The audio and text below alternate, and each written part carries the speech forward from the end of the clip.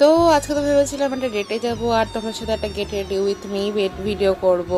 কিন্তু আমার কপালে কি আর ডেট লেখা আছে? একদমই না। যার সাথে আমার ডেটে যাওয়ার কথা ছিল সে হুট করে আমাকে ফোন করে বলছে আজকে তার অফিসে ইম্পর্টেন্ট একটা মিটিং পড়ে গেছে, তাই জন্য আজকে আর যাওয়া হবে না। আমিও তাই জন্য যে মেকআপগুলো আমি করেছিলাম সেই মেকআপগুলো আমি আবার এখন রিমুভ করছি বসে বসে। কিন্তু আমার মুখে হাসিটা দেখছো না?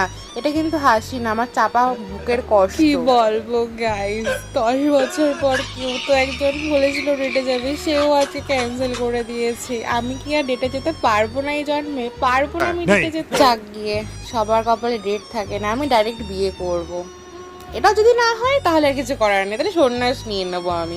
ডাইরেক্ট সিদ্ধান্ত নেওয়া হয়ে গেছে আমার, আমি ডাইরেক্ট সন্ন্যাসই নেব। এই ডেটে যাব বলে আমি যে কত টাকার মেকআপ প্রোডাক্ট কিনেছি তোমাদের কোনো ধারণা আছে? আমার এই ক্ষতির পূরণ কে দেবে? আমি শুধু সেটাই জানতে চাই। এত যে হাজার হাজার হাজার টাকার আমি মেকআপ কিনলাম, এই ক্ষতিপূরণটা কে দেবে? কে দেবে এই ক্ষতিপূরণটা?